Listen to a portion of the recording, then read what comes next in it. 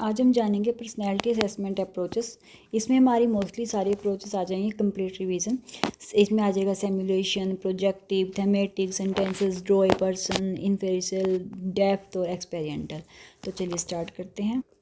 जैसा कि आपको पता है मैं क्वेश्चन के साथ ही रिवीजन कराती हूँ, तो जिस प्रीवियस ईयर क्वेश्चन भी डालती हूँ, क्योंकि इसके साथ हमारे क्वेश्चन भी रिवीजन हमें ये पता चल जाता है कि यूजीसी कौन से इंपॉर्टेंट कॉन्सेप्ट हैं जिनमें से क्वेश्चन उठाती है, और हम वही उसके साथ ही हमारी पूरे सिलेबस की रिवीजन भी हो जाती है। ठीक है, तो which of the below mention approach falls under the quantitative approach. ठीक है, तो इसमें आंसर तो राइट है सिमुलेशन, प्रोजेक्टिव और एक्सपेरिमेंटल। तो बाय वन बाय देखते हैं हम इनकी डेफिनेशन।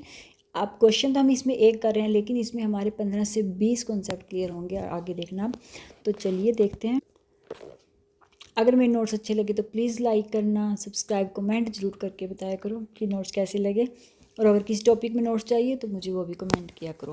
पहला है सिमुलेशन अप्रोच, जो कि दिया था रिचर्ड डी ड्यूक। इसमें सबसे पहले मुझे ध्यान रखना है कि किसने दिया है, रिचर्ड डी ड्यूक, क्योंकि क्वेश्चन किसी भी तरीके से घुमाया जाए पूछा ही नहीं में से जाता है। तो सिमुलेशन अप्रोच एक सिंपली मीनिंग होता है कि जब हम किसी भी चीज़ की एक उसको कह सकते हैं इमेजिनरी हो, या फिर उस सिचुएशन को क्रिएट करते हैं। मान लो हमें किसी सिचुएशन के लिए किसी को तैयार करना है, ठीक है, तो वो एक उसके लिए वो तैयार किया जाता है कि हाँ इस तरीके से उसको एक इन्वायरमेंट बना दिया जाता है, बिल्कुल वैसा ही कि अगर आपके सामने ये सिचुएशन आई तो आप उसको किस तरीके से हैंडल करेंगे, वो होता है। Simulation approach is a teaching and training method in which recreate real और imaginary situation, so learner can practice and learn by doing. तो जिसमें क्या होता है कि प्रैक्टिस द्वारा सीखता है, वो लर्निंग द्वारा सीखता है, उसको मतलब कि वो कंडीशन में रख के उसको सिखाया जाता है। और ये क्वांटिटेटिव अप्रोच है। Simulation approach can also be useful in building models for understanding future condition. और सिमुलेशन अप्रोच यूज़ होता है में जैसे बिल्डिंग मॉडल्स में। देखो जब भी कहीं पे कोई भी पुल नहीं कर रहा है, कोई बिल्डिंगें तैयार हो रही हैं देश में, तो पहले उसका एक मॉडल तैयार किया जाता है। वो किस लिए? क्योंकि वो समझा जाता है, उसकी फ्यूचर की कंडीशंस को इमेजिन किया जाता है, सोचा जाता है कि हाँ आने वाले 20-30 साल में यहाँ कैसा हो जाएगा। तो वो सब कंडीशन को देखकर उसके बाद बनाया जाता है। ठीक है, तो वो होता है सिमुलेशन, जब वो सेम कंडीशन क्रिएट की जाती है। ठीक है, ये और इसको डेविड कोब के साथ ही वैसे लिंक किया जाता है सिमुलेशन को। लेकिन अगर कहीं भी अगर दोनों में इनमें आंसर पूछा जाए रिचर्ड डी ड्यूक और डेविड कोब, तो आंसर हमेशा होगा रिचर्ड डी ड्यूक। आई होप कि क्लियर होगा। नेक्स्ट देखते हैं। नेक्स्ट ऑप्शन था हमारे पास प्रोजेक्टिव अप्रोच, जो कि दिया था लॉरेंस के फ्रैंक इन 1939 में। ये क्या होता है, जिसमें समझते हैं understanding a person is unconscious thought, feeling, motives and personality by asking them to interpret ambiguous और अनस्ट्रक्चर्ड स्टेमिली। ये क्वांटिटेटिव अप्रोच है। ठीक है, ध्यान रखना। तो प्रोजेक्टिव अप्रोच में क्या होता है, जब किसी की जो अनकॉन्शियस फीलिंग को जाना जाता है कि हर किसी के अंदर कुछ ना कुछ ऐसी फीलिंग होती है। हम हर फीलिंग बाहर नहीं दिखाते, हम हर फीलिंग अपनी बाहर नहीं दिखाते। कुछ फीलिंगें हमारे अंदर होती हैं, हमारे इमोशंस हमारे अंदर होते हैं, तो वो फीलिंगें जब हम बाहर निकालते हैं, जैसे मान लो एग्जाम्पल समझना आप, a person is shown unclear picture of two people talking is asked what is happening here. मान लो किसी व्यक्ति को दिखाई गई दो अनक्लियर पिक्चर जिसमें दो लोग बातें कर रहे हैं, तब पूछा जाता है कि हाँ कि यहाँ पर ये क्या हो रहा है या क्या बातें कर रहे हैं। ठीक है, तो देयर आंसर, तो जो उनका आंसर होगा ना, their answer may reflect their on emotions, attitude और कंसर्न। तो वो उनके अपने इमोशन के अकॉर्डिंग वो उसकी बताएगा कि हाँ ये बातें कर रहे होंगे। उनके इमोशन को देखकर सबका अपना तरीका होता है देखने का, नज़रिया। तभी तो कहते हैं ना हर सिक्के के दो पहलू, कि हर चीज़ के एक दो होते हैं, मतलब कि हमें सिंपली हर बात के दो मीनिंग होते हैं। ठीक है, वो हमारी थिंकिंग है कि हम उसका क्या मीनिंग निकालते हैं। तो वही है कि वो उसका जो आंसर देगा वो अपने इमोशन एटीट्यूड के अकॉर्डिंग देगा, जहाँ पर उसकी मतलब कि एक इमोशन देखे जाते हैं, उनकी फीलिंग देखी जाती है कि वो क्या एक्सप्रेस करेंगे। अगर 10 बंदों को वही चीज़ सेम दिखाई जाएगी ना, तो सबका आंसर सेम नहीं होगा, अलग अलग अपने थॉट बताएंगे सब उसके बारे में। प्रोजेक्टिव टेस्ट के अंदर इन्होंने अलग अलग टेस्ट बताए हैं। वो आता है, जैसे एक आता है रुसार्स इंक ब्लॉट टेस्ट, और ये रुसार्स इंक ब्लॉट टेस्ट काफ़ी पूछा जाता है, मतलब बार बार रिपीट आता है क्वेश्चन। तो ये पहले देखना किसने दिया था। ये दिया था, डेवलप किया था 1921 में, स्विस साइकोलॉजिस्ट थे हरमन रोसार्स ने दिया था। जो इन्होंने डिज़ाइन किया था इसको, uncover A persons unconscious thought, personality traits and emotional functioning. कि उनको अनकवर करना, उनके जो अनकॉन्शियस थॉट्स हैं, उनकी पर्सनैलिटी ट्रेट्स हैं, इमोशन फंक्शनिंग है, उनको निकालना सामने। ठीक है, मेन है कि पर्सन क्या डिस्क्राइब करेगा जब उसे इंक ब्लॉट दिखाई जाएगी। इंक ब्लॉट में होता क्या था, अभी मैं आपको आगे दिखाती हूँ। पहले एग्जाम्पल देख लेते हैं। The examiner present the 10 cards one by one and ask what might this be. कि मान लो कार्ड्स दिखाए, एग्जामिनर ने क्या किया कि 10 कार्ड दिखाए सामने वाले को और पूछा कि इसमें आपको क्या लग रहा है, मतलब कि आप समझ क्या रहे हो, मतलब कार्ड में कुछ भी पिक्चर है या कुछ भी है कि आप उसको क्या मीनिंग उसका निकालोगे। तो और वो जो टेस्ट टेकर है वो क्या, can look at the card from any angle, किसी भी एंगल से वो देख सकता है घुमा के, नहीं कि जिस एंगल में उसने पकड़ा है वो किसी भी टेढ़ा करे, सीधा करे, उल्टा करे, किसी भी एंगल में उसको घुमा के देख सकता है। और उसको कितना टाइम चाहिए वो भी उसकी मर्जी है। बस ये है कि एग्जामिनर रिकॉर्ड करता रहेगा, उसके जो भी रिस्पॉन्स आते रहेंगे, जो भी बोलता रहेगा कि मुझे ये लग रहा है, मुझे लग रहा है। दिखाती हूँ मैं कैसा होता है इंक। इस तरीके से होते हैं कार्ड्स। ठीक है, इसमें अब हम हर किसी पर्सन के सामने जब इस तरीके की इमेज आएगी ना, तो वो अपनी फीलिंग के अकॉर्डिंग या अपने इमोशंस या अपनी थॉट के अकॉर्डिंग उसका आंसर बताएगा। किसी को लगेगा कि यहाँ पिक्चर्स में ये तो कोई वर्ड की तरह लग रहा है, किसी को लगेगा कि जैसे 2 पर्सन हैं, ये कुछ उठा रहे हैं। तो वो है कि अलग अलग व्यक्ति के अलग अलग थॉट होते हैं, तो वो देखना होता है कि वो दर्शाता है कि उस बंदे की थिंकिंग क्या है। ठीक है, किस चीज़ के बारे में, पॉजिटिव है, नेगेटिव है, क्या सोचता है वो। तो ये होता है Rorschach ink blot test. I hope कि क्लियर होगा। नेक्स्ट देखते हैं। यही प्रोजेक्टिव टेस्ट के अंदर आता है थेमेटिक एप्रिसिएशन टेस्ट। तो ये है TAT शॉर्ट फॉर्म है। ये दिया था हेनरी ए मूरे और क्रिस्टीना डी मॉर्गन ने। If the person create a story based on ambiguous, उसके एक पर्सन को कोई भी एम्बिगुअस पिक्चर्स दिखाई जाती है तो वो क्या अपनी एक स्टोरी बनाता है उसके आधार पर। ठीक है, is a projective personality test developed by Henry A Murray and Christina Y Morgan in 1935। ठीक है, the TAT is a psychological test है ये, in which the person is shown ambiguous picture and asked to create a story about each picture sorry.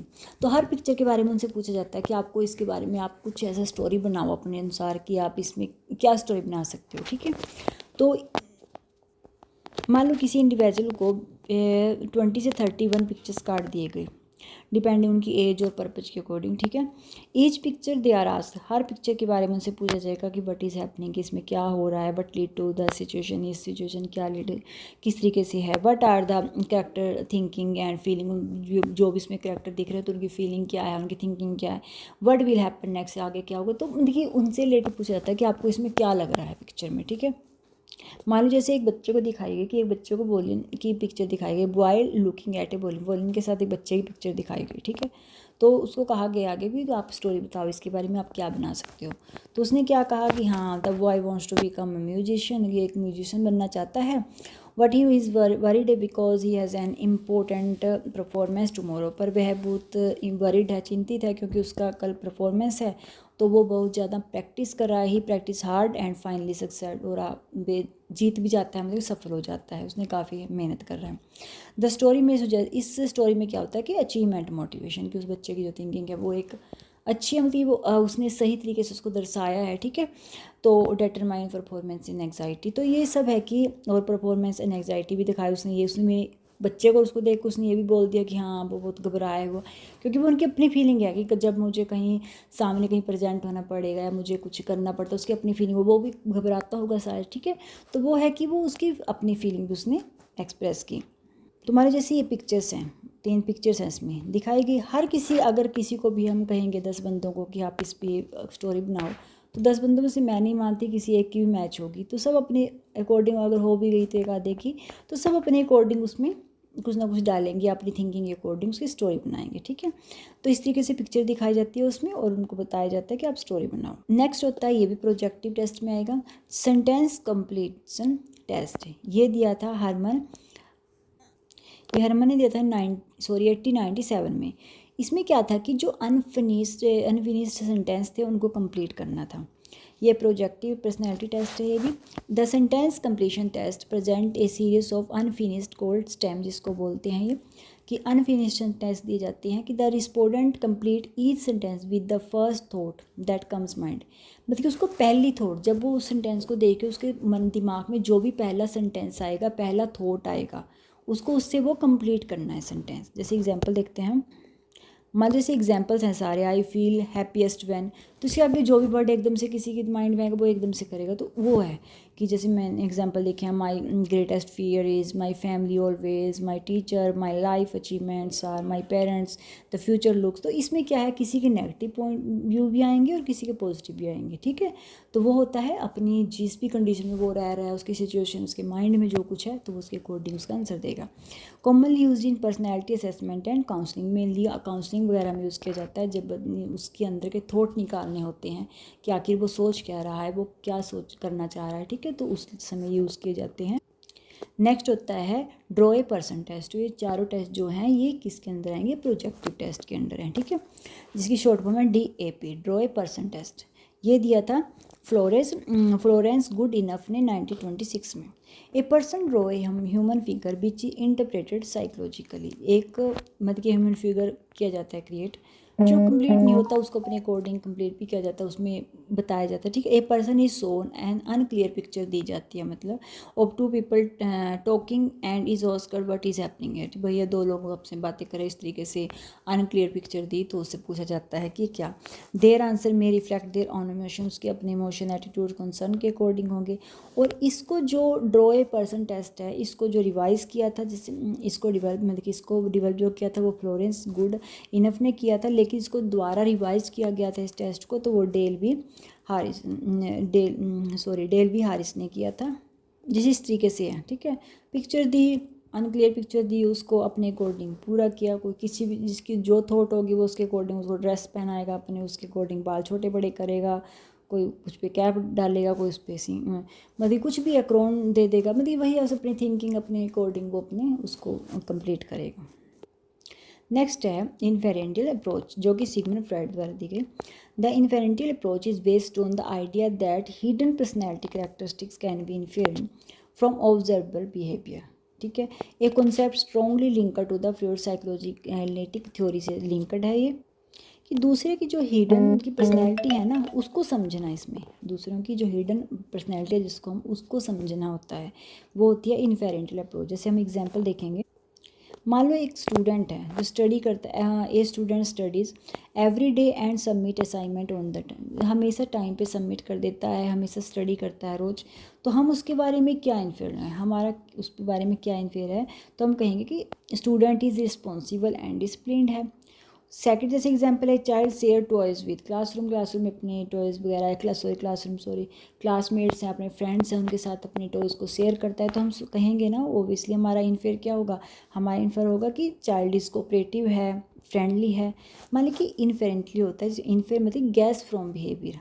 ज़रूरी नहीं है कि अब देखो किसी बच्चे ने अपने क्लासमेट्स को या किसी को टॉयज़ दे दिए शेयर, हमारा ये बन जाएगा फिर हम करेंगे गैस फ्रॉम बिहेवियर कि हाँ ये बच्चा कोऑपरेटिव है, पर ज़रूरी नहीं है कि वो बाहर भी कोऑपरेटिव है या हमेशा ही वो कोऑपरेटिव है, फ्रेंडली है, लेकिन हम एक सिचुएशन को देख कर जो हमारे सामने ऑब्जर्व कर लेते हैं कि हाँ ये ऐसा हुआ का, ठीक है।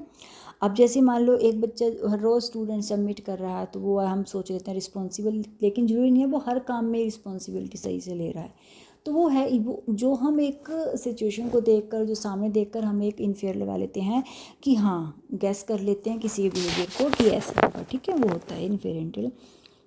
नेक्स्ट पॉइंट था depth interview. Depth interview is a qualitative research है एक, in which the interviewer conduct a 1-to-1 detail open ended conversation होती है with a participant to understand their thought, feeling, experience, attitudes and motivate. In depth interview हम कह सकते हैं जो मतलब कि बहुत ही क्लोजली मतलब कि डीपली उनकी बातों को निकाला जाता है कि वो क्या सोच रहे हैं क्या नहीं कर रहे, ठीक है, उनके विचारों को निकालना। एक्सप्लोर हिडन ओपिनियन, उनके जो छुपे हुए उनके विचार हैं, इमोशंस हैं, उनको निकालना। यूजुअली लास्ट 30 से 90 मिनट्स तक इसको किया जाता है, मतलब कि इस तरीके से इसमें इन डेप्थ इंटरव्यू में यह है कि पहले तो उसके साथ काफ़ी क्लोजली हुआ जाता है, ठीक है, काफ़ी फ्रेंडली में हम कह सकते हैं, बहुत ही फ्रेंडली वे में उनसे पूछा जाता है ताकि वो एक विश्वास कर सके और अपनी सारी बातें इस तरीके से उसको पूछा जाता है क्वेश्चन को कि वो अपना सारे हिडन जो इमोशंस है वो सामने प्रेजेंट कर दे, ठीक है। जैसे एग्जांपल है, मान लो researcher wants to know why some students feel stress during exam preparation, कि मान लो एक रिसर्चर चाहता है रिसर्च करने, जानना चाहता है कि क्यों कुछ बच्चे ज़्यादा स्ट्रेस लेते हैं एग्ज़ाम के टाइम पर और कुछ नहीं लेते। तो वो एकदम से instead of asking are you stress, सीधा बच्चों से पूछना कि हाँ आप स्ट्रेस में हो, तो उसमें क्या आंसर मिलेगा उसे, यस और नो। वो इस तरीके से नहीं पूछेगा, ठीक है। तो वो जो इन डेप्थ इंटरव्यू होगा तो वो डायरेक्ट इस तरीके से, जो नॉर्मल इंटरव्यू होता है तो वो डायरेक्टली पूछ सकता है कि आप स्ट्रेस में हो या आपको कोई टेंशन है, तो वो यस नो में आंसर आ जाएगा। लेकिन जब डेप्थ में किसी के इमोशंस को पूछना है, उसकी बातों को जानना है, तो वो डायरेक्टली ऐसे नहीं पूछेगा। पूछना उसको वही चीज़ें हैं, लेकिन उसका तरीका बदल जाएगा। इसमें क्या करेगा वो, the researcher ask what are the biggest challenge you face while preparing, कि आप क्या सबसे ज़्यादा चैलेंज करते हो जब आप तैयारी करते हो, तो आप क्या फेस करते हो। ठीक है, तो बच्चा आगे बताएगा कि मुझे ये सब्जेक्ट हार्ड लगता है, मुझे ये चैप्टर अच्छा लगता है, कुछ भी है कि ये मुझे समझ में आता है, इसमें मेरा इंटरेस्ट है। और how do you manage your study schedule, की आप सिंपली कि आप कैसे शेड्यूल फॉलो करते हो, आप किस समय पढ़ते हो। क्वेश्चन भी नॉर्मली हैं और वो भी धीरे धीरे फ्रेंडली होकर अपना सारा रूटीन बता देगा। और व्हाट मोटिव और डिस्कर्स यू, ठीक है, कि क्या आप किससे आप मोटिवेट होते हो, किससे आप डिस्कर्स होते हो। This allow the participant to explain their experience in detail. तो इस तरीके से क्या होता है कि पार्टिसिपेंट क्या होता है, अपने सारा एक्सप्लोर कर देता है, उसकी डिटेल दी जाती है, ठीक है। तो ये होता है इन डेप्थ इंटरव्यू। नेक्स्ट देखते हैं experimental approach. Experimental approach is not एक किसी, हम एक सिंगल हम कह सकते हैं स्कॉलर को इसका क्रेडिट नहीं दे सकते कि ये किसके द्वारा की गई। इट इज़ मोस्टली, लेकिन ये क्लोजली जो एसोसिएट माना जाता है वो एडमंड हसरल से माना जाता है, ठीक है। उसको इससे जोड़ा जाता है कि इसके द्वारा वो ये एसोसिएट है, लेकिन ये किसी एक पर्सन से नहीं है, क्योंकि अदर जो दूसरे कंट्रीब्यूशन है उसमें वो हैं मार्टिन हेडिगर और मोरिका मैरल्यू पोंटे, ठीक है। तो ये दो इसके और कंट्रीब्यूशन, इसमें कंट्रीब्यूशन दिया गया। लेकिन अगर आंसर के हम क्वेश्चन के अकॉर्डिंग कहेंगे, हमें क्वेश्चन अगर पूछा जाए तो हमारा आंसर आएगा एडमंड हसरल, ठीक है। तो मार्टिन हेडिगर ने क्या कहा, इसमें जो इनका कंट्रीब्यूशन क्या है कि उन्होंने किस बारे में बात की थी अपने उसमें, तो एक्सपेंडेड फिनोमिनोलॉजी वाई एम्फेसिस से इंटरप्रिटेशन वाई लिविंग एक्सपीरियंस। और जो पोंटी ने बात की थी इसमें किया था focus on embodied human experience. अब हम देखते हैं इसकी डेफिनेशन, ये कौन सी क्वांटिटेटिव अप्रोच है। क्या आई होप कि आपको तो आंसर तो क्लियर हो गया होगा कि इसका आंसर ये क्वांटिटेटिव अप्रोच में क्यों आया था, क्योंकि ये तीनों क्वांटिटेटिव अप्रोच हैं और उसमें जो दो ऑप्शन थे वो क्वालिटेटिव अप्रोच थे, ठीक है।